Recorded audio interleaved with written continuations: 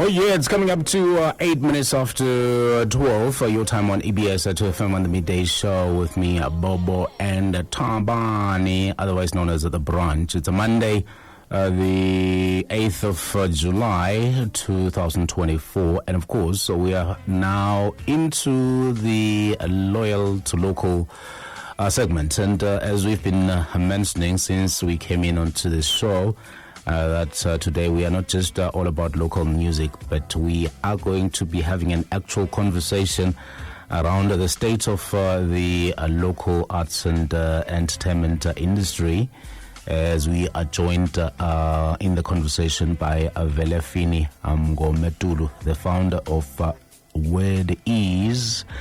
Velefini is a dynamic all-round creative with a multifaceted background spanning content creation, production, writing, blogging, and artist management. He is also the founder of Wedis Pty Ltd, which is an innovative company that brings creative solutions to the entertainment business sector. And he joins us in the studio this afternoon. It's afternoon already. This afternoon. Velefini, good morning and welcome. Yes, sir. Oh, sorry. Yes, sir. Good morning. Good morning to you, Bobo. Yeah, man. We had to. Just, you know. Yeah, man. Good morning. Afternoon, man. It's afternoon. 10 minutes into the afternoon. Good 10 minutes after the afternoon. And to the listeners, to you, Bobo Tavani, what's up? I'm glad, man. I'm happy to be here. Thank you for even considering me to come here and speak to people. Yeah, thank you for joining us, especially at such short notice. You know, we just had the conversation just late last week, and you said, I mean, why not? And you know, there's so much to talk about, but you know, especially in the context of Eswatini, the arts and entertainment sector. You know, we know in other countries that it is a huge sector that is even measured in terms of how much it contributes to the local economy. Yeah. And in Eswatini, we're still not there yet. Mm-hmm. Can we even call what we have an industry? Tricky. I think there's a conversation, one of the conversations, we differ, you know. Me personally, I do not think we are there yet, because for anything to be an industry, the ecosystem of the whole thing needs to make sense. Mm-hmm. I think right now we just have artists. We don't even have professional artists. We just have people who are talented, who have the means to go to studios and put out music and all of that. By professional artists, I mean, I'm not saying what people are doing is not professional. I'm saying they are not in an industry that's professional. How can I make this? Okay, let's put it this way. I think when a Drake, for instance, wakes up in the morning and thinks like, okay, I want to buy a Lamborghini, he'll know, okay, because I am in this professional environment, I will drop a single, 2 singles, and these 2 singles definitely going to buy me a Bentley, because this is a professional. He can track, I will do this, do this, do this, do that. To get there. Okay. So it's a professional thing. You have your business people at the background. You have the entire business ecosystem backing these things. You have your corporates. You have when you have your Sony behind you, you have your media in place. Everything.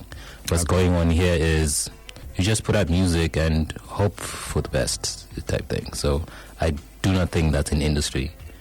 All right. So what would it take for what we have, the local arts and cultural sector, to be considered a fully fledged industry that is measured, that has an economic value? Yeah. What needs to be done? What needs to happen? Yeah, I think a lot, but I think the first thing, we need to believe in ourselves first. Mm-hmm. We need to believe in ourselves, because a lot of what's going on outside my personal, observation is we have a lot of people who are in the industry who are supposed to be pulling, but they are pushing away because they've been in the industry for so long and the industry has disappointed them for so long. So now, even the advice from them and the effort from them is like, I know what this thing does. So it's like, I do not want you to come here because when you come here, you're going to die.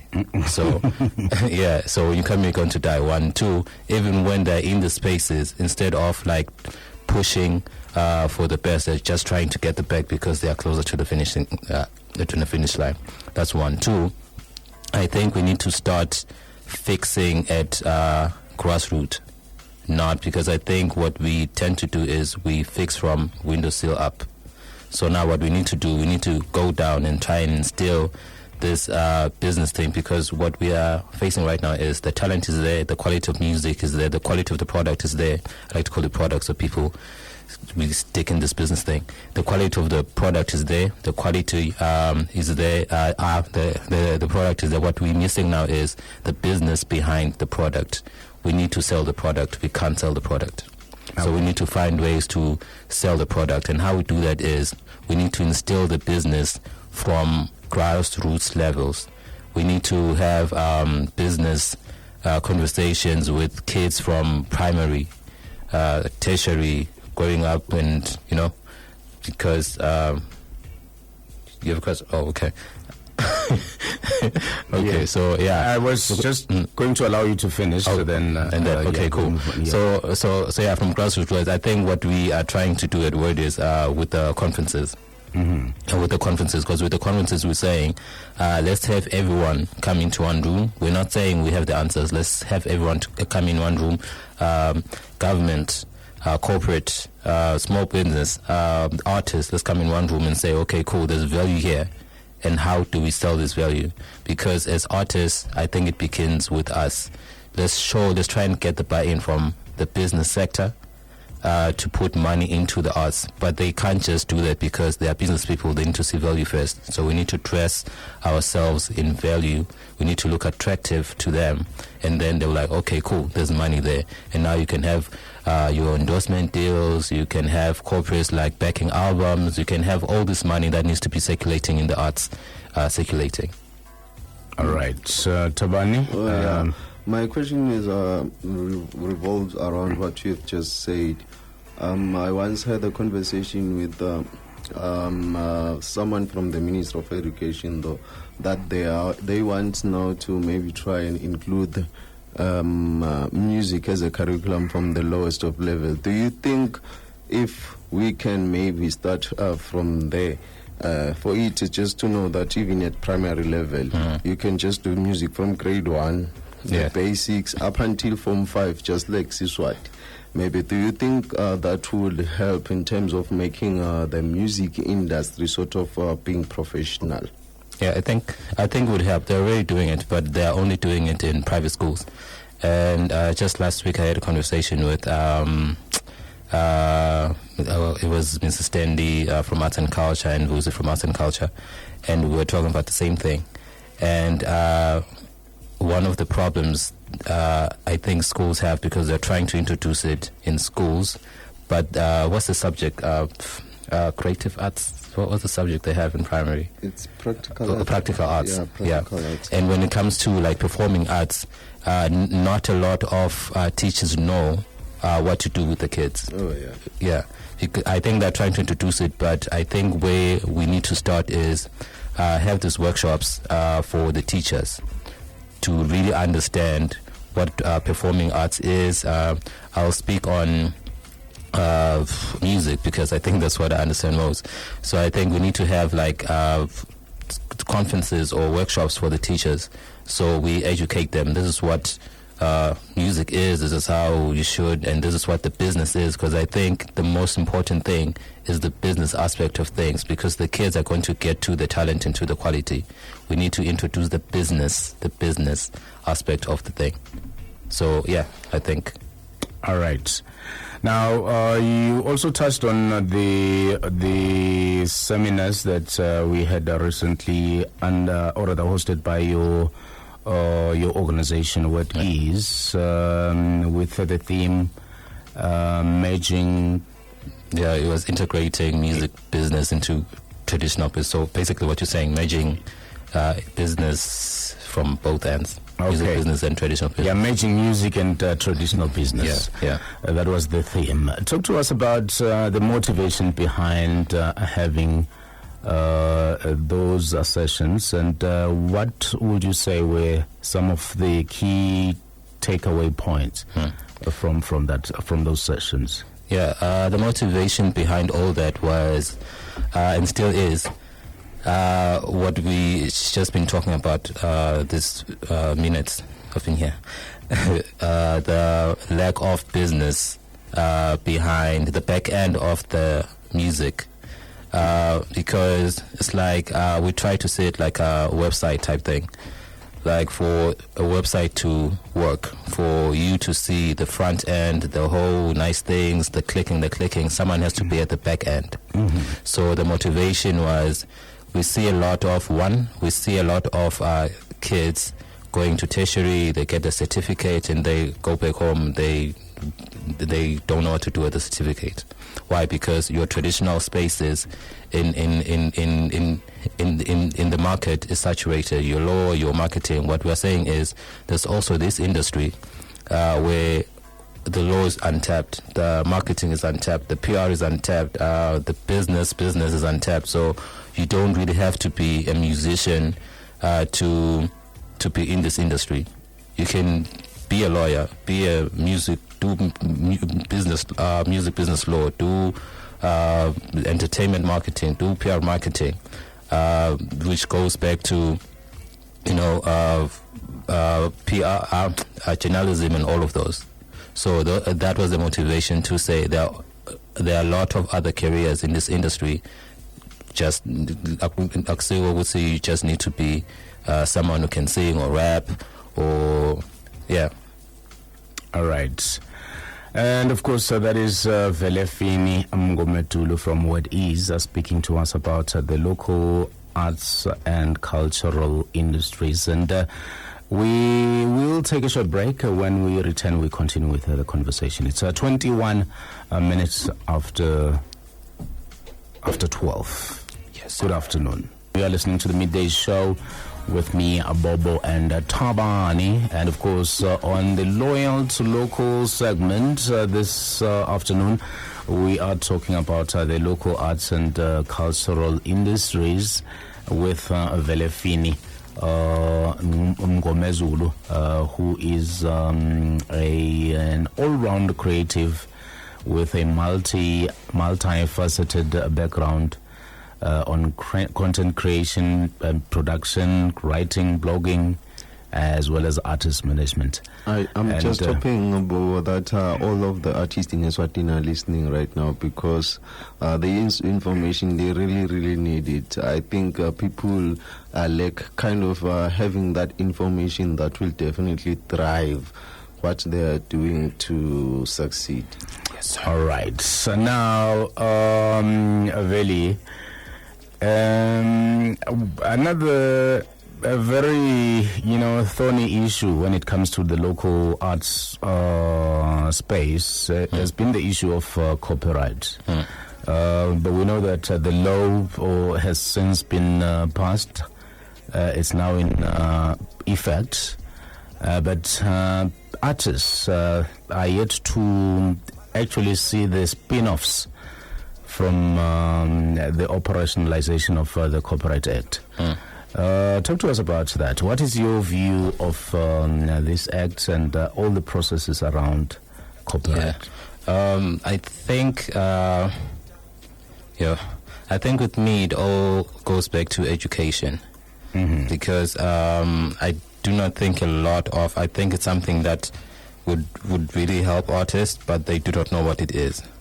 And I do not see a lot of education campaigns around that to try and bring artists on board, to tell them, oh, this is what it is, this is how this is going to help you, type thing.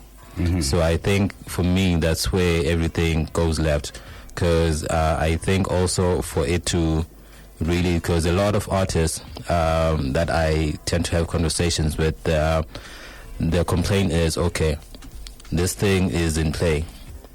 So now that means every time we're being played, we get paid. I think everybody, when they think copyrights, that's what they think of, which is not really the only thing. It's a whole lot of things. Mm-hmm. So say like, okay, cool. But at the radio, say Bobo likes Mzwa, for instance. He will play Mzwa from morning to sunset, and only Mzwa will be paid. You see things like that. Mm-hmm. So I think for me, what would help and what would make me happy personally is the education. Let's have, I think, because I come from all these conversations, I always want to have conversations about things. So yeah, I think the education around the whole thing, to say, what is this thing? Yeah, and to what your co-host was saying right now, that he hopes artists are listening and all that. Yeah, I hope so too, because the other problem that we have is we have artists that say we want this thing, we want change, we want all these things, and when we have these platforms, we build these platforms for them, they don't show up. You know, that's another big. And I think Bobo will be testament to this. We've been attending launches at the House on Fire for Bushfire. Rounds table. The rounds table, all that. And I did not see a lot of artists there. Like, I did not see a lot of artists. And I did not see a lot of artist managers as well. So it was just the media, us, you know. And what I picked up from there was we do have the help. But the people trying to help, they do not know who to help because they cannot find the people they are trying to help anyway. Mm-hmm. You know, so organizations like the UN and the EU, they have budgets. What I learned from those launches, like they have budgets, but they keep giving it to the same people because the same people keep showing up. You know, so if we would build more platforms, I think the help would be evenly distributed. But what we do is we want to point fingers and say, they keep giving it to this one. But do you have a place where they can find you? Yeah, do you take the initiative to participate in these initiatives? Mm-hmm. Because, I mean, it won't come to you. You have to go out there and look for these opportunities. Exactly. And some of these opportunities are come by through some of the projects that you talked about. Yeah. The Arts Roundtable at Bushfire, which is a huge platform to network, you know, exactly. To also get to learn the ins and outs of the industry.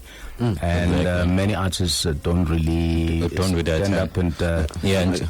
just the other day I learned that Central Bank has a fund or bag, I don't know what's it called, where artists can go there if they have international, maybe the States international gigs. They can go there, get the money, go to the States, gig, and, you know, maybe pay back the money. I don't know. But it's something that's there. But how many people know that? I myself, I didn't know that. See, so how many people? But I do have people at the bank, at the central bank. I think we might want to consider getting them through for a conversation, so that before I lie, so they can talk to that to those opportunities. On this show, we definitely will consider having them one of these good days. Now, still on the issue of copyright. Because, I mean, you were saying that a lot of people are looking at that as the magic bullet. Yep. That once the copyright law is in place and everything is operational, all their problems will be a thing of the past. Yep. Which I don't believe that's the case, even though we really do need the society to, you know, get their house in order and speed up the processes. But I don't think that's a good way of looking at it, especially from for artists, because at some point you remember that because institutions such as radio do need to pay royalties to artists. But this is really not a lot of money when you come to think of it. And some artists were already pulling out their music to say that because the radio doesn't pay, don't play our music anymore. Do you think that's the proper approach to trying to, because I think in hindsight, I think the frustration, I understand the frustration, and also it was more of a move to want to see the processes being fast-tracked. But what do you think is the right approach to what's achieving that? Yeah. Also, I'll be speaking from a business standpoint. So, I think as a business, I think as an artist, taking yourself as a business, I think the royalties is only one avenue of, only one revenue stream type thing. You should have other revenues, because this one, I'm not sure. I'm not sure if there's still enough money there, but people who really have careers that pay them, is not just this one. It's also endorsements, this, that. Yeah, so streaming platforms. Yeah, it's a lot. So it all comes into one bag, and then your bag. So I think this is very important. From a national and whatever big scale and whatever, this is something that needs to be in place. But you, as an individual, as a business, you shouldn't then say, I'm struggling because of that, because there's only one thing, Okay. Just, I think this morning or last night, I was reading a post on Facebook, and this one was saying you pay international artists 100K, but you pay us 10K. Yeah, I think I remember that conversation on the socials. Yeah, 10K. And one organizer said, when I am an organizer and I'm looking to book people, it's a thing of that person I'm paying 10K because I see the returns. And if I'm paying you 10K, do I see my returns from that 10K? That 100K. If I'm paying that 100K because I will see the returns, do I see the same returns if I pay the same 100K? And then the conversation then becomes, no, support us type thing. Okay. I think there's two conversations there. The first conversation is we need to, I think, there's a certain misalignment when you're talking about legitimizing the space and regulating pay and all of that. Because when we say that, we are saying, let's have like a minimum bar. Let's have like... But is it really practical to legitimize, or rather to regulate the industry to that extent, so where there's a cap or there's a minimum fee that promoters? I think just like pay. the question you asked me of copyrights. I think those are things that need to be in place as the industry is being built. So like things, what we tend to do, there's a lot of us, but we tend to be doing the same thing instead of doing different things and coming to one pot.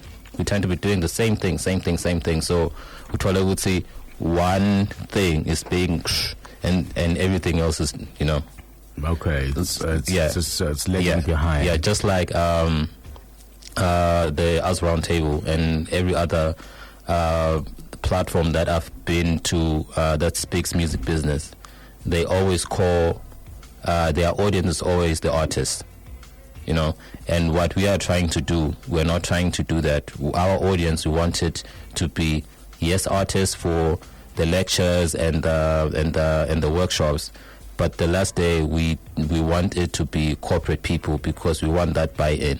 Because if we are going to speak business, who is business? You can't have artists as your audience, because the artists will listen, we need money, and then from there they're going straight back to the studio. They are doing my piano, and they'll come back and send us links again. So we want the corporate to be the core audience, so they see the value in the industry, because we need them. They need us, but we need them a lot. So, yeah. And speaking of corporates, without mentioning companies by name, but we know of a few companies that are already on board, seem to be supporting the local arts, through sponsorships, through hosting events, and really engaging local artists to be a part of their lineups. Yeah. Do you think we are doing enough, especially as corporates, to support the local arts? I think it's tricky. I think they're doing what they can, maybe with the budgets that they have, but also I don't think they're educated enough. They have the right people inside to understand what this industry is. So you will find that they have someone who's in marketing who doesn't understand the entertainment industry. So in their head, it's like, okay, cool. Uto shabira nje bamba nang 2K. Because, and to them it's a real thing. Because uto shabira njanja. And that's, I would blame us because we are not educating them. So also what we keep telling them is the 2K is fine. Because if Bobo does not take the 2K, Taban will take 2K. And for them, it's business. Business all about negotiation. Oh, I need this. So if this one won't take, this one will take, Yeah. So that's what... Which I think brings up the issue of, having a team that is working with the actual artists. Exactly. A management team that will do the wheeling and dealing behind the scenes. Exactly. So going back to what I was saying, professional artists. Yes. Professional artists, because if you're a professional artist, going back to even being paid 100K and 10K, because if you can track why I should be paying you 100K, that's a different story. Because if a company so-and-so says, I need this and I need this outcome from this, so, and you come with a spreadsheet and whatever shit, you're like, okay, I have these numbers online and whatever, this is what I've done, these are the guarantees I can give you, like that. You are a business. You are in a boardroom speaking business. You're not there. Exactly. You are in a boardroom speaking business. You are not there saying, I put out a song last week. It's nice. No one cares. Like unfortunately, no one cares about nice songs. And the numbers. Exactly. Everybody's about their bottom line. Bottom line. They care about your brand and the value that you can bring. Alignment and all of that. They care about their bottom line, not your bottom line. Yeah. So if you can tell them how you make sense to their bottom line, it's a different story. Yeah. Yeah. Interesting. Maybe also, how then do artists go about in this management thing? Because most of them, they found themselves crying that I've been robbed and the likes. How can Interesting of managers work around? Yeah, especially I think Faye here is the right person to ask that question, because he's worked with a number of local artists. But how important really is it for one to have a manager, and how do you get into that space without how do you become on level terms with your manager? Yeah, without necessarily burning your fingers before you know it. Because we've read stories of artists getting into management contract with particular individuals or companies, only to come out a few years down the line that the relationship was rather toxic, so to speak. Like there's two signs to, before I got into the space, I think I did what everybody does when they see these stories, like, yeah, you were robbed. But now, because I have a bit of context and I've been in the space, I always want to, what's the story now? So now, because there's always two sides. Two sides to every story. Yeah, so I think what really happens on social media is everybody tends to side with the underdog, what seems to be the underdog, instead of looking at the story. Also, there's so much misinformation being spread everywhere. One thing that we're dealing with even in the country. So, wait, what was the question? Okay. So I think for someone to go into management and whatever, I think at first you need to, one, decide this is what you want to do as a career, and I'm doing this to get money. This is a business, yada yada. I'm not doing this passion, because I think that's where the clash comes in. Because an artist will like, no, I just want this one to chill in the vault. No, I'll release this one. And like, hey, my brother, we need to stay consistent. That's So those are one of the things, like alignment. So you need to, as an artist, to like go at it alone and see the hardships first, and then you will know why you need a manager. Number one, and then the loopholes. Exactly. So when the manager comes, you'll tell the manager exactly, okay, this is what I need from you. Because what happens now, the mistakes that we do as managers is, you will see someone saying very, very nicely there. You're like, hey, I think you are selling your dream to them. Yeah, you're saying very, very nice. Okay, let's do something. And then you start doing something. This person is not there. And then when it finally clicks in their head, this is direction I'm trying to go, say like, no, I want to go this way. But no, we've been doing this, So I think alignment first, And also the artists need to educate themselves in the space of, because most of Lipingabane that happen is because of ignorance. They don't really know what needs to happen and whatever and yada yada yada. Speaking on things like contracts. A contract by its nature is an agreement between two people. Yeah, definitely. It's just an agreement between two people. And then you have people like, there's a standard contract, yada yada yada. And in Swaziland, you can't say there's a standard contract, because we are not like any other. You can't use a standard contract as states and say there's a standard contract here, because a management agreement is, you are the boss, I am the employee, so you pay me. It's not the other way around. So because you don't have money, let's come to an agreement how I will be remunerated. All right. So now, how do you strike the balance between, because there's a certain point in your career where you are not in a position to negotiate. You're still starting out. You can't tell your manager that you want such and such a percentage in the contract.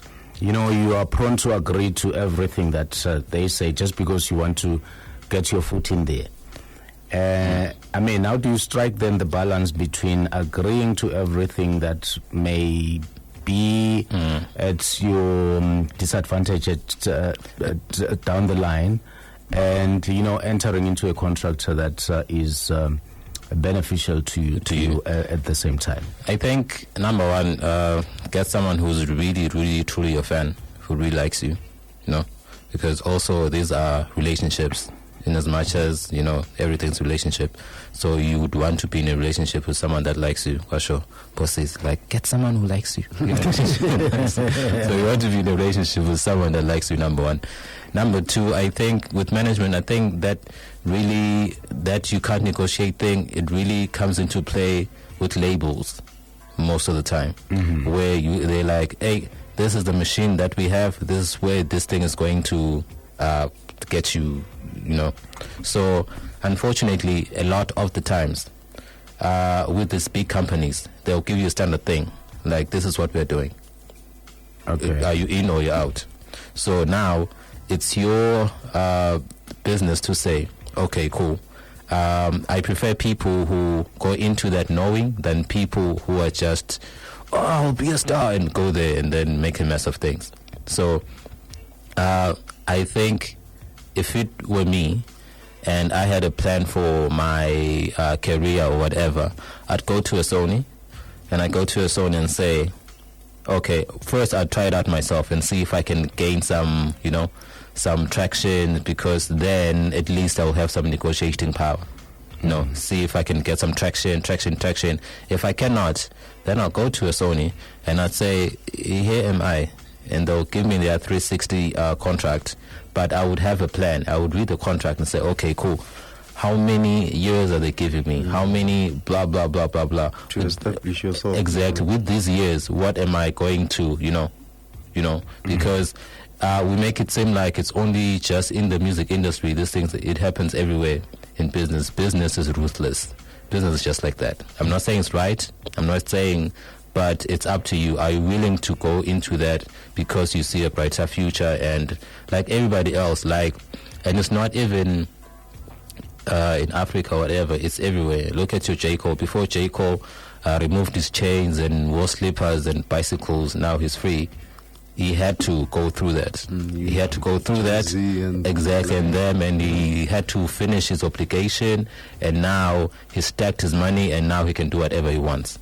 Yeah, pretty much all of them. But the people who really tend to complain, and people who go into that, eat the entire money and have no plan for themselves. Eat the entire money and then now cry, I've been robbed. Yes, we've been robbed, but you also got something like 10% of $1 billion is something, then 100% of 0 is 0, type thing. So it's up to you.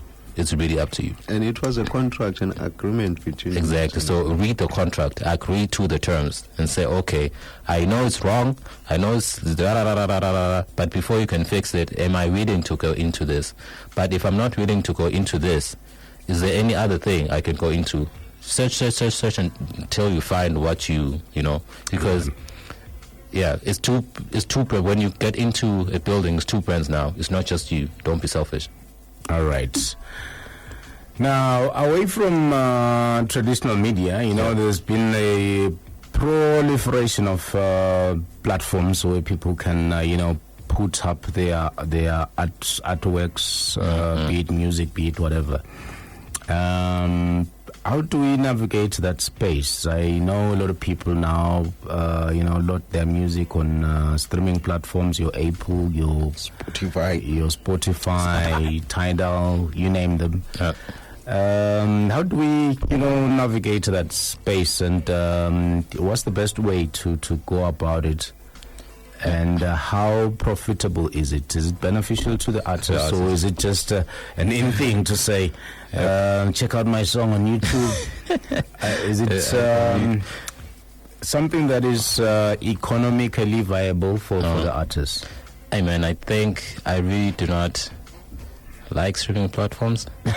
I wish Kanye did what he said he was going to do. Like I'm building my own type thing. I really don't like streaming platforms, and I'll try and localize it. I think it has made artists a bit. It duped artists. It told them now it's easy. Put your stuff. Yeah, now it's easy. Now it's easy. You can put your stuff. Yet they don't realize they are working for the machine, because now they're using you to market the whole thing. Because if a lot of people are on the Spotify and now they have a business case. Yeah, but they are not doing anything for you. All right. Yeah, let's talk about it in simple terms. Like you are explaining it to a 10-year-old. Assuming I just released my song and I'm putting it on what platform? Spotify. In a year's time, how much am I looking at? Nothing. Nothing. Like, tell me, there's kids outside who've been pushing their music on. They have not gotten a royalty yet, royalty check yet. like they've been, because Like how many plays do I need to spin? as I don't really know, it's like tens of thousands, and local numbers, when you really it's like 10,000, like, oh, this one is pushing 10,000, and but I think what the streaming platforms did, they said to you, it's easy, so now people forget that they also need to market their stuff. Yeah. So now for these numbers to make sense, you need to market your stuff for the numbers to make sense. You can't just push in your bedroom and just push it. Yeah, drop the music. Why is the music in the vault? Drop for the people. Who are you dropping to? Because people don't know you. Yeah. So I think it only works for big artists. Upcoming artists, it does not work for upcoming artists. Upcoming artists, I still love that old model of CDs in the boot, passing them out at shows and all of that. Make it part of your merch. Yes. Passing them out. I don't know when they're going to play the CDs, because radios don't have CD slots now. But maybe flashlights. I don't know. Try something. Try. Even back in the day, they tried something. Just try and really push, your music, because if you're going to rely on DSPs, no, you're not going to eat anything. Nothing. Shem, sorry. Yeah, and by DSPs, is referring to digital streaming platforms. Time is running out. So we only left with a little less than 10 minutes before we wrap it up. But before we do that, before we wrap it up, V, I do want you to speak to the potential. Yeah. Because we always see that the local industry does have the potential. Really does. What's the potential, and what are the challenges that we currently face? Yeah. Just briefly. Yeah. Briefly, I just want to say, if there's if we ever had any chance to blow up in Eswatini, it's right now. If you've seen the wave, and it's right now, we can blow up. But still, we still need to get the buy-in from corporate, from government. We still need to dress ourselves in value, and that means let's be professional, please. Let's really be professional. If you're an artist and you are called to a boardroom, you are not called to the studio. Faga isutu and go into the boardroom and present your numbers. And really do research on that, whatever corporate, and do that. Yes, and when these are opportunities of platforms to learn and attend. Yes, we'll be doing the second one, 3, 4, 5 September. Yep. All right. Or the next installment of the Merging Business with, or the Merging Music with traditional business sessions. Yes. Or the dates are already out. Yeah, the dates are already out. We still need to confirm with our sponsor. I'm not sure if I should, because not really confirmed yet. But it's really looking positive. And right now we're in planning. We're really asking for help from organizations for sponsorship, because this is the only way this thing is going to be help kids. And so we're really asking for sponsorship. Whoever's listening right now, help us, please. So we are trying to make it bigger than the last one. And all right, so there you have it. Velefini Mngome Tulu speaking to us. Mngome Zulu. Is it Mngome Tulu or Mngome Zulu? Anyway, some people mind that. Yes, they do. Yes. I'm going to say, when you're in Baba, with screws, I'm going to Zulu. When you're there, by Makai, I'm going to. It's fine. It's okay. All right, Velefini is an all-round creative.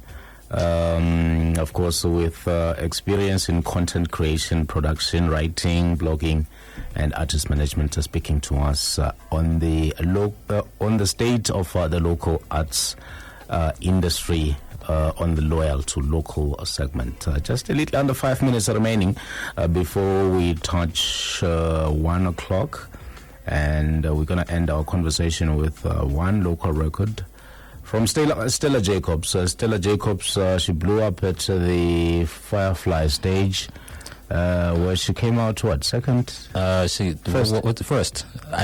She was the winner. Yeah, she was the winner. I remember when she performed. I was backstage. Where was I? I was by the gate backstage when she performed. I ran. Oh, yeah. I ran to see who that was. I ran. Yeah, I remember the crowd even calling for an encore. Yeah, but She has that versatility of hip hop and also exactly. like That traditional drill, music. yeah. City, DJ City. Like, I'm such a groupie for people who know what they're doing. I ran. And of course, this is one of latest singles. It's called Ngiyahamba. And the news will be next at 1. You and I will be talking right after that. Good afternoon.